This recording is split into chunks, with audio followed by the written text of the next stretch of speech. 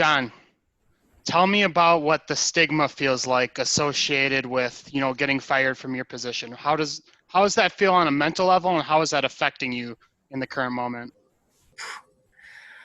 There's a lot, right? Like, I think on one level, probably for me, the hardest part is I feel like now I'm going to look undesirable to potential employers, right? Like, now that they know I've been fired, now they know somebody didn't want me. Some company had me as an employee and decided to be better off without me. And every employer is going to look at that and say, well, if the other company didn't want them, we probably don't want them either. And to me, that's the biggest thing. I feel like I'm marked, right? Like with a Scarlet Letter or something, that people look at me and say, oh, nobody wants him. He's undesirable. So that I think is a big part of it. But I also like on the other side of it, it makes me question my own worth too. Like I've always had this kind of identity or this view of myself, right? Because ever I've been from like school to jobs, I've always been, the model citizen, right? I've been the employee who does everything right that the managers love, and they say, "Hey, I wish I had 10 more just like you," right? That's always been like who I thought I was. And then to get fired, you're like, oh, maybe I'm not as desirable as I thought. Maybe I'm not as good as I thought. Maybe, and you start doubting yourself internally, right? For the first time in my life, I'll like pull up a job that I'm interested in. I'll read through the description, and like, everything that's listed there is stuff that normally I would say, yeah, I can do that job. And I'll read through it. And I'll just go, oh, I don't know. Maybe I wouldn't be good at that. Maybe I can't do these jobs. Maybe I'm not as good as I thought. Maybe I just had like good luck, or maybe my skill set is only applicable at my last job. Maybe I can't take on these new roles. Like I'm starting to doubt my own abilities for the first time, right? I've always been a very confident individual. So there's kind of two sides, right? There's the self-doubt, and then there's this sensation that, again, I have this black spot all over me or this scarlet letter on me that everyone's going to look at and say, oh, never mind, let's pass over him. So I don't know. That's what it feels like for me. Anything you'd add to that on your end? I would just ask, like, do you feel guilty, like you did something wrong, and that's what brought you to this psyche of like, hey, I have this scarlet letter? Or was it out of your control, something like COVID that kind of shut down the job opportunity? Part of the thing I'm struggling with is trying to weave that narrative and really understand like what category I'll file this under in my own mind. Like I don't even know how I'll tell this story to myself. I don't even know how to interpret what happened. So they fired me because they didn't like something I did, right? So it wasn't like a COVID thing. It was a we don't want you because you did this. But the story's more complicated than that, right? Because the thing alone wasn't that big a deal. It was the history and the track record and where the relationship had gotten to and the tension that already existed between us and the fact that I was already on thin ice when that thing happened that made that the straw that broke the camel's back. And I'm still trying to process and figure out like of everything that went down, how much was my fault because I mishandled the relationship and mishandled my communications and mishandled my perceptions, right, with my boss? And how much is just a matter of, hey, it wasn't a good fit, right? They had a certain culture and they valued certain traits, and you have a certain personality and you have different traits, and it just wasn't a mesh. And obviously both are involved in that story, but that's another thing that's disconcerting for me. I feel like I don't really have closure, right? Because again, I don't know how much of this I need to like take as lessons for myself to change myself. And I don't know how much of this I can just chalk up to, hey, it wasn't a good fit. Let's just move on. And that's Was it tough. your style that, impacted how that relationship between leadership and what you were doing? Yeah. Or is it something you would have done differently in the future now, going into your next position, or just try to find leadership that appreciates your like go-getter, get things done quickly style? I think it's mostly a style thing, right? Like I said, the offense that got me fired would not have been a big deal if I wasn't already on thin ice, and I was on thin ice because of, clashing styles. So it's not like there aren't things I maybe would wish to do differently. It's more like I don't think I could have done anything differently, right? Like in that role where I had this personality and they had these personality and these values, I was aware of a lot of the problems we had, and I was doing the best I could, but I don't even know if I could do better, right? If you were literally to throw me back to the beginning of 2020 or held back 18 months ago, right, when things started getting rocky and say, all right, John, here's the problem, go do it better this time, I'm not even sure I could because I was aware of the problem and already doing my best. But again, we just kept having these clashes. So I guess maybe it is something where, it was fate. But again, I'm not going to just like chalk it up to, oh, it was COVID's fault, or oh, that company's just a bunch of jackasses, right? Like there was part of me that was sewn up in those tensions and those problems, and a part of me that I want to like take ownership of. But again, it's just hard to figure out how much to attribute to what. And again, what part I take ownership for and which part I can just chalk up to, hey, it wasn't a good fit. So I'm struggling to figure out that narrative on my own, and I'm struggling to find what lessons there are. And not only is it difficult because it is just a complicated, thorny problem, but then of course you get your ego and your emotions in there, right? Like, I'm trying to be objective, but when you're hurt and you're feeling rejected and you're feeling undesirable, it's hard to be objective, you know. It's really hard. What kind of So tips would you give somebody who may be in a similar situation right now? Like they just, maybe they aren't getting along with leadership, or as a result of not getting along with leadership, they did, you know, be asked to leave the company. What would you tell those people? Like, be resilient, keep trying, or what's the actionable tips you can provide that kind of aligns with that narrative? if you feel like a lot of your issues at work are because of clashing styles, I would encourage you to have that awkward conversation with the leadership team and fully spell out exactly what those clashing styles are and exactly how they're clashing. Like, we talked about it some, but I still think I had my own working theory in my mind as to what was going on, why it was going on, and to what we could attribute it. And I now realize in retrospect, I think my manager had a different idea in his mind as to what was happening and why these things were happening. A different story he was weaving to kind of explain these events, right, other than mine. And I think I don't know if it would have been a long-term solution, but it certainly could have delayed, my termination, if we had had that conversation of here's why we keep having these issues, here's what's going on underneath the surface, and really just have that awkward conversation about like, this is your style, this is my style, this is why you piss me off, this is why I piss you off. We're probably going to keep pissing each other off because of these different styles, but let's find a way to work together. While some of that came up in our coaching, it was never like totally laid out on the table just like that, and we never had a direct conversation about what was going on. It was just kind of like assumed and inferred, and I think we ended up both taking different assumptions away from the table, and again weaving different narratives to explain the events as each other, which again I didn't realize until it was too late that there was a different story to explain the events that my managers had than mine. So yeah, I'd say have that awkward conversation, have that difficult conversation, and again you may come from that conversation come to a point where you both realize, yeah, I should start looking for other work, and then you can make a graceful exit on your terms. Or you may realize there's actually ways to work together, and then you don't have to leave. But either way, I think if you have that awkward conversation, you'll get a better outcome than what I got, which was a surprise firing last Thursday. It's interesting because with mental health or mental illness, like you face a lot of the same issues. It's a super awkward conversation to have with leadership and understanding how to approach that. And I'm still figuring that out. But I think being open about at least that you struggle with mental health issues tips off your leadership that, oh, this is why Ryan's having a bad day. And then they can intervene and see what's going on versus nobody knowing, and you're supposed to be making $100 and you've only made 20 and they're trying to figure out what's going on. Like Ryan was just fine yesterday, you know? Yeah. Yeah. I'm curious, with your previous employers, when did you tell them about your mental health issues? Part of the hiring process, right after you got hired, or like maybe not until it came up? Um, Kind of similar to you. Like we had an argument and I had to explain like, I'm having a pretty shitty day. Like that's why I'm acting like this, because I have a mental illness. And I don't know if the person really understood or not, the manager at that time. I wouldn't say we clashed, but at the same time, I felt very disconnected and like I was on an island just doing my work and not getting the type of leadership I need to mold myself into a leader. Do you feel like, did your leadership team at all like disengage when they like, I don't know, heard that you had, a mental illness or something, and like just get awkward about it because of the stigma against it and just like disengage and stop being involved with you? Or were they courageous enough to like go into those muddy waters with you? I would say it was like in between. It's not that they disengaged, but post conversation, we never really talked about it again. So I'm not sure what to make of that, if that's on me that I should have brought it up again, or if it's on leadership to continue to have those awkward conversations to understand where I'm coming from. Yeah. And, I mentioned in the beginning of this conversation that because I've been fired, I feel like I have a black spot on me or a scarlet letter on me that makes employers not want to hire me, makes me undesirable. Do you feel the same way about your mental illness? I feel like when I check that disability box, when you get hired and you Mm-hmm. identify yourself as disabled, I think it's bullshit because I don't think I'm disabled. I think I'm different, but we're all different to a certain extent. And not being able to have that hard conversation with management or feel awkward about it, that makes it really hard for me personally to just know that they're going to understand when something doesn't go the way they wanted or I get frustrated about something. So I think it's not just important for me, to check that box, but to be open about it to a certain extent, obviously, not to the point where it's like affecting other people on the team. It's more of a conversation to be had between leadership and myself. Yeah.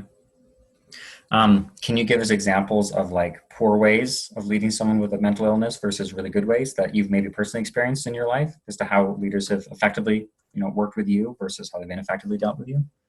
I think it's just like sales, like communication and asking good questions. And that's going to lead to understanding and people on the same page. Just like your situation, you had an idea of what was going on, and then your leadership had an idea of what was going on. And that's why it clashed. So the more we're on the same page, the easier it's going to be to have those, awkward conversations initially.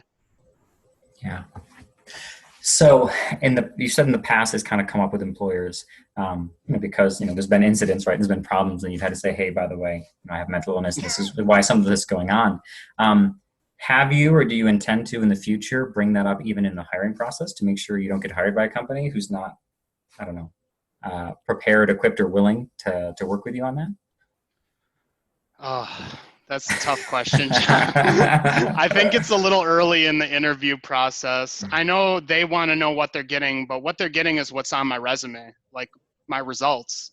It's not what's in my head, because I can push through it. Like, I'm having a bad day right now, but I'm still here filming this video, doing the work that needs to be done, because I'm mentally strong enough to know if I break everything down into bite-sized bits and approach it like that, it's a lot easier than, oh shit, I got to make 100 dials and send however many emails. Yeah, it's interesting. Well, so one of the ways that I've thought about this, right, as I go through my job search, is I've decided to not necessarily run away from the fact that I've been fired, right? Hence creating all this content around being fired, and the bringing it up. And the reason for that for me is that I want to make sure I don't land in a place that isn't going to be receptive to my style, right? I have a fairly unique style, which is what caused the tension in the last company. And as much as it might be easier to get a job if I hide that and if I pretend that's not a problem, I put myself in the risk of landing in another company where I'm going to have the exact same problems again. And either I'm going to have to leave that company right away, which doesn't look great, or I'm going to have to suffer through a few years of employment at a place where I'm not a good fit. So for me, it's like losing interviews, losing job opportunities on the front end is an acceptable price to pay to know that when I do land a job, I'm going to be landing a place that I'm going to be a good fit, that I'm going to be able to thrive. Have you thought that way yourself too? Again, like, I'm sure there are some companies who would be totally able to work with someone with mental illness, accommodate it. I think and every not feel company can if ostracized. they really want to. It's not a fact of can or cannot. It's a fact of understanding. Well, will then, right? So companies will do that. And some companies will just get so weirded out by the stigma around mental illness, they just won't be very supportive of you. So is part of you okay with losing job opportunities because of your mental illness to make sure you land in the right company? Or do you not see it that way? Do you see it some other way? No, I see it as the first way. I'm okay with the opportunity not being correct, maybe because I have a mental illness or maybe even because of my job history. That's okay. There's other jobs out there, and it's more important to find the right one than it is to find the one that's right now. Yeah, that makes sense. This feeling we talked about, right? Feeling like you're marked, feeling like you're undesirable. Me because I'm fired, you because you have mental illness. I expressed that in the beginning of this conversation that has affected my own self-confidence. I used to have rock solid self-confidence. Now that I've been fired, now that I feel this scrutiny on me, I'm starting to question and doubt myself. Do you go through that at all as well, or no? Not so much, because it's not my fault that I have a mental illness. It's out of my control. So I think what's more important is understanding how to operate. Like I said, when you're having a bad day or when you're frustrated, you need to learn how to compartmentalize those feelings and figure out what you need to do to get a positive output. So 2 things I always keep in mind every day, both personally and professionally. I control my attitude and I control my output. And if I focus on those 2 things, having a positive attitude and putting out the right output, everything's going to work out. It may be difficult, but everyone has hard days. From your perspective, what is the difference between attitude and mood? It's a really good question, John. I don't know if I have an answer to that one on the spot. Well, because, as someone with a mental illness, I'm assuming, maybe I'm wrong on this, but I'm assuming you don't have a lot of control over your moods. But you did say you have control of your attitude. So that seems a little bit strange to me, right? to me, those two typically go together, right? You know, if you're in a good mood, you have a good attitude, bad mood, bad attitude. But they are, I think, different things.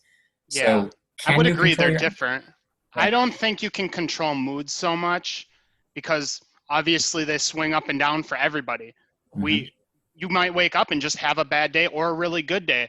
But if you focus on controlling your attitude and your output, that ensures that you're going to at least get done what needs to get done and do it in a positive way. Because I'm a firm believer that if you focus on a positive attitude, your output just falls into place. Things start that domino effect. You know what I mean?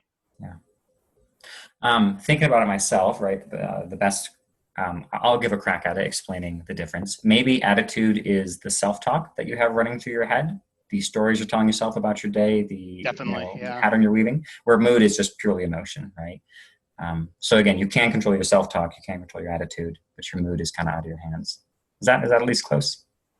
Yeah. And I think a portion of it is being self aware of your mood. Like, Mm, hey, I'm in a kind of negative mindset today. What do I need to do to make it through the day or feel better? yeah. So actually, we'll go ahead and go down this path now for those listening. For people who often wake up in a bad mood, what are some action items that you take when you realize, oh, it's going to be a bad mood day, to try to ensure your attitude and your output stay where they need to be? Are there any steps that you take? On a bad day, I focus on getting done what's in front of me and just, progressively knocking over the dominoes, um, breaking things into bite-sized bits. So like I said, if you have a metric of 100 or 50 or dials, whatever it may be, focus on 5 at a time, focus on 10 at a time. Don't feel like you have to be concerned so much about the end result. It's about putting in the output to get that end result. Yeah. Do you do any sort of like physical things to kind of track your progress, like check marks or rewards after so many or anything like that? So I don't. I write down notes obviously throughout the day on Hmm. a notepad, and I'll check them off here and there. But I think the big thing that's helped me is doing breathing exercises. Whether it be during making calls or just as you're working on a project. I'm not a big meditation kind of person. It just I lack the focus so far to do it. I've tried a couple times, but Hmm. breathing exercises seem to help me stay calm, centered, and get through the day. Cool. One thing I know I used to do, for me, it wasn't necessarily a mood thing, it was like a distraction thing. But I would write out the things I need to do on like a post-it note and like stick them on the wall next to me. And as I did them, I'd crumple up the post-it note and throw it in the trash. And I tell It's you, it was rewarding. so satisfying. Just like, yeah, MFer, you're done. That's right. Next. Right. And I would just burn through those post-it notes and just crumple them up and throw them in the trash and feel this great feeling when I did. So I should probably get back to that. Truthfully, I haven't been doing that in a while. And certainly my Feels nice to productivity cross stuff things is, off the list or throw them in the oh, yeah. garbage. I could imagine. Oh yeah, just that feeling of the sticky pulling off the wall and the crunch in my hand and the throwing, like, oh, so much more satisfying than just a simple check box, right? So something tactile like that did help me. It's interesting. All right, so trying to think Compare for and me, contrast. yeah, for me, like what what have I done? Because I don't know if I necessarily have the feeling, the feeling hasn't like gone away, right? This feeling of like undesirability, this feeling of the lack of confidence, it fluctuates with time. Interestingly enough, I notice when I wake up in the morning, I feel like shit. It's just nothing but hopelessness and despair. And then usually after halfway through the day, and certainly by the end of the day, I'm feeling, strong, confident, and in control. I told my wife, I don't know what I'm dreaming about, but it's obviously terribly negative, whatever I'm dreaming about, because I wake up feeling like I can't do this. This is too much. I can't do it. But I've still managed to take steps. With it anyways. I think actually for me, music was a big part of it. Is music a big part of your kind of mood management and mental life or no? The morning, it's either a podcast or music. It just really depends on the day. But throughout the day, I might play like jazz music. I really like to listen to jazz music because it's not distracting. It kind of calms you. So that's what I do throughout the workday. If I have the chance to listen to some music. Yeah. For me, I'm remembering, right, I got fired, Thursday evening, 5 o'clock. So Thursday night, my wife's putting the kids to bed. I'm like feeling a lot of things in my body, but I haven't like yet unscrewed that cap to feel them in my mind yet. right? So I like go on the back porch by myself, pop my headphones, and I start listening to music. And that kind of like opens up that valve for me to let what's in my body flow through my mind, really experience the emotion, but then also like find my way to the other side of the emotion, right? And for me, seeing with that I have 5-year-old daughters, or a 5-year-old daughter and a 1-year-old daughter, the very first song I listened to, which is a song I highly endorse and suggest every person on earth have at their beck and call when they need it, is The Next Right Thing from Frozen 2. Like, that song is so freaking powerful. It's exactly what I needed to, again, just do the next right thing, right? When you can't tell what the rest of the story looks like, just do that next right thing.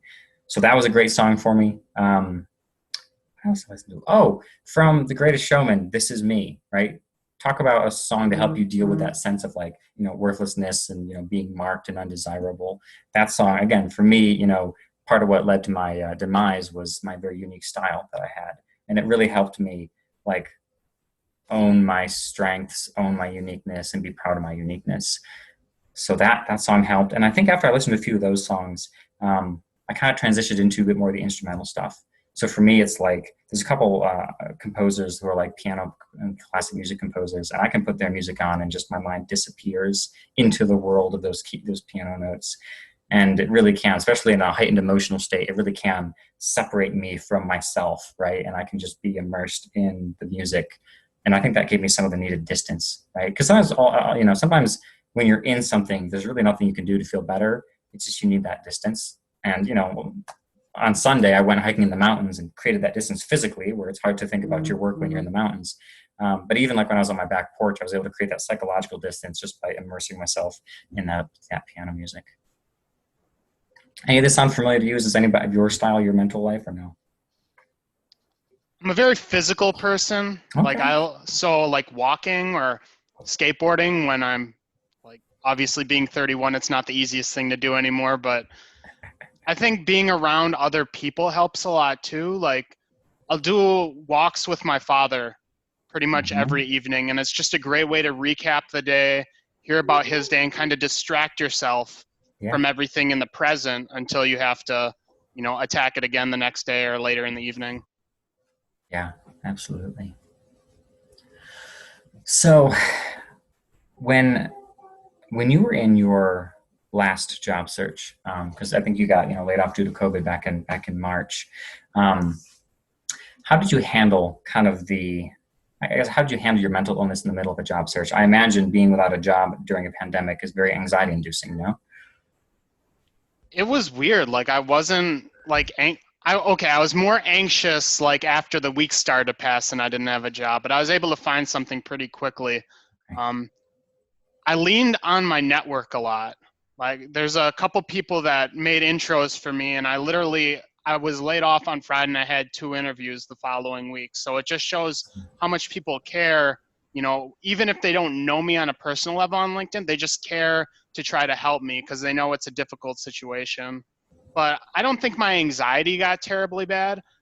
It's just more anxious. I guess that's a similar feeling, yeah, anxious anxiety. But Mhm. I felt like I needed to have that process again every day. Something, I go to work, I do this, I'm Yeah. done. Like without that, I'm terrible at relaxing. So it's like I feel like I don't have anything to do. Yeah, for real. How did you keep yourself busy? I It's not a podcast anymore, but I started a podcast with a friend, Awesome. and we did that. That was fun. I mean, it didn't last, but still, it was a good time, and it got me through the Yeah. in between time between jobs. Yeah. Well, shoot, dude. I mean, this conversation here is going to go up on my YouTube channel that I created like 3 days ago that I'm going to stop posting content to once I get a job. So yeah, you're right. Like it's Yeah, good to have a creative outlet and something to do with your time. exactly. 'Cause I imagine, in the absence of something to do, right, your mind can wander, and God knows where your mind would go to, right, when you have no job and a lot of worries, and particularly if you're prone to mental illness, right, and if you're prone to anxiety. I feel like too much free space can probably be a bad thing. Yeah. No, I would 100% agree. Like there's people who procrastinate and then there's people who get stuff done right away. And I would lean towards I want to get it done right away and it be out of the way. And you can't do that on the job hunt. You can't just, and you have a job again. It's like, Yeah. it's a process. It takes time. And I'm quite impatient when it comes to that kind of stuff. Yeah. I think it also helps when you have something to do, depending on what you're doing, it gives you something you can control, right? Like, Hmm. can't control your job situation, can't control who hires you, but dang, you can control scheduling the next episode of your podcast and editing the podcast and publishing it, right? Like, it gives you something to do, something that you can have in control. I was talking to a guy, actually, who just, interestingly enough, he lost a job Thursday as well. Like, same day and time that I lost my job, he lost his. And one of the What a things that he did, coincidence. yeah, right? One of the things he did his weekend is he went out and he weeded the crap out of his garden. Like, literally every weed gone, sprayed it with, like, weed control stuff to make sure they wouldn't come back. And it was physical, right? It gave his mind something to do to, again, provide distance between himself and his problem, because he was so absorbed in what he was doing. He didn't really have mental bandwidth to think too much about his problems. But it also, I think, gave that element of control, right? Well, I can't control my job situation, but God damn it, I can control these weeds, So I think that does help. Taking charge of the garden. Yeah, yeah, for real. Interesting. Um, I guess, for you, what are some other bits of advice, action steps someone could take, whether they're in a job search, whether they're already employed, when they're struggling with that mental health, and they're struggling with that sense of self-worth, when they're struggling with self-confidence and doubt, right? I imagine these are all down roads you've gone down before. How do you get yourself out of that? I think it starts with self-awareness. I didn't really start taking my illness seriously till probably the age of like 27, 28, and I'm 31 now. Yeah, So I was not very self-aware of how I felt, and I would not do the proactive things you need to do to get through a bad day. yeah, So I think that's the biggest thing, is just being self-aware of, like you said, your mood, and then doing what you need to do to have a positive mindset or attitude, even when that mood isn't the greatest. yeah. For you, what are some of those proactive things that you can do when you're having? Structures, like routine and structure help me so much. Like, I'm going to wake up at this time, do this right after I wake up. I go on a walk and listen to a podcast or music. Then I attack everything work-wise that I can get done before any meetings. So not calls, obviously, unless I have time, but it's more important to have a routine in place. So if things do go awry, you know how to adapt. You know what needs to get done down the road and what Yeah, needs to be prioritized. yeah, cool. What about you, John?